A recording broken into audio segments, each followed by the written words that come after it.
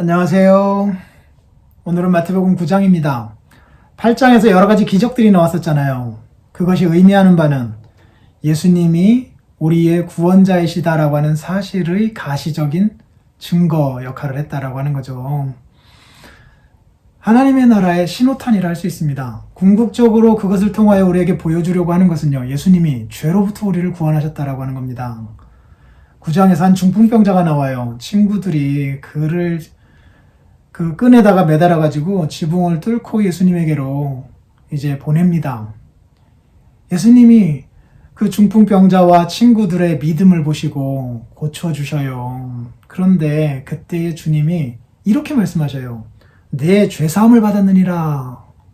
그랬더니 수많은 사람들이 깜짝 놀랍니다. 종교 지도자들은 분노해요. 저가 무엇인데 죄사함을 이야기하는가. 그랬더니 죄사함을 받는 것과 하고 일어나 침상을 들고 가라는 거하고 어느 것이 쉽겠느냐 질문하신 이후에 주께서 말씀하시죠. 일어나 내 침상을 들고 나가라. 그 고침을 받습니다. 그러니 중풍병을 고쳐주시는 것보다 지금 예수님께서는 한 걸음 더 나아가서 죄로부터 그를 구원해 주시는 일을 하고 계시는 거잖아요. 엄밀한 의미에서 중풍병 고쳐주시는 것보다 죄사함이 훨씬 어려운 거죠. 그러나 죄사함은 증거가 안 남잖아요. 그러니 죄사였다라고 하는 사실을 입증하기 위한 한 방편으로 침상을 들고 일어나게끔 주님이 만드셨던 거잖아요. 마태를 부르신 장면에서도 마찬가지예요. 그가 세리 아닙니까? 그러니 죄인이 구원받는 것, 이게 기적이죠. 사람이 하나님의 아들이 되는 것, 이게 기적이죠. 기적 중에 기적이잖아요. 그 일을 위하여서 예수님이 오신 거예요. 그런데 마태는 세리였어요. 예수님이 그를 제자로 부르시니까 사람들이 술렁이지 않습니까? 그때 예수님께서 뭐라고 말씀하셔요? 건강한 자에게는 의사가 쓸데없지만 병든 자라야 쓸데있는 것 아니냐. 내가 의인을 부르러 온 것이 아니라 죄인을 부르러 왔단다 라고 하시며 예수님의 메시아 사역의 성격을 분명하게 가르쳐주고 있잖아요. 금식 논쟁도 마찬가지예요.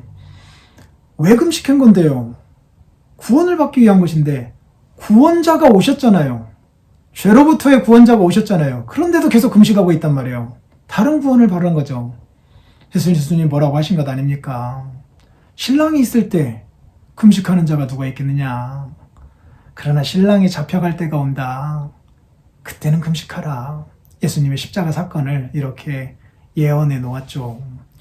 구원자 예수님이 오셨음에도 불구하고 금식하려고 하면서 뭔가 다른 것을 추구하는 것은 예수님이 이 세상에 오신 목적을 이해하지 못하고 살아가는 삶의 모습 아니냐 이렇게 지적하신 거잖아요.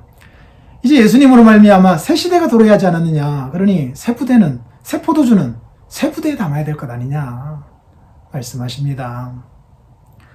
그리고 한 관리의 딸과 예수의 옷을 만진 여자 얘기도 그 가운데에 믿음 문제를 다루고 있거든요. 이 여인이 예수님의 옷자락만 만져도 나을 것이다 라고 믿었어요. 그때 예수님께서 그 여인의 믿음을 보시고 내 믿음이 너를 구원했다라고 말씀하셔요. 관리의 딸이 죽었을 때에도 뭐라고 말합니까? 그 몸에 손을 얹어주소서. 그러면 살겠습니다. 믿음을 갖고 주 앞에 섰습니다. 그랬더니 예수님이 고쳐주셨어요. 맹인들도 마찬가지죠.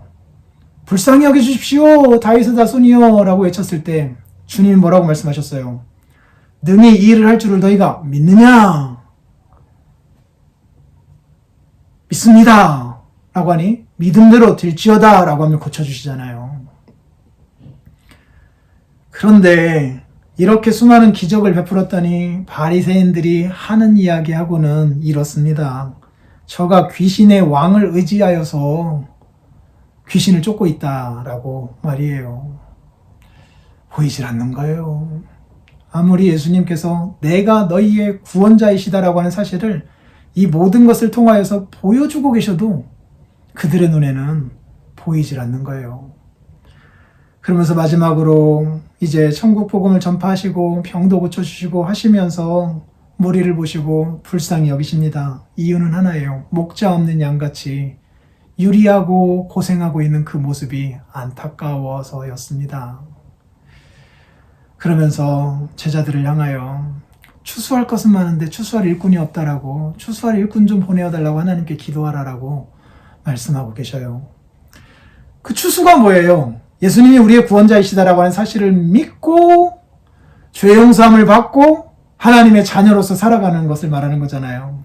그런데 이런저런 이유들로 인하여 이 사실을 받아들이지 못하고 있는 모습을 보게 됩니다. 이런 기적을 보여주셨음에도 불구하고 받아들이질 못해요.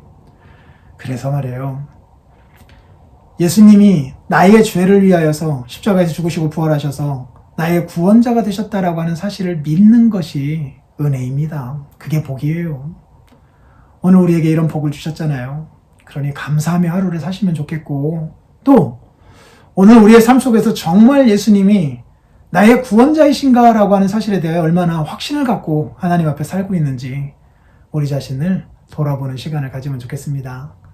또 내일 뵙겠습니다.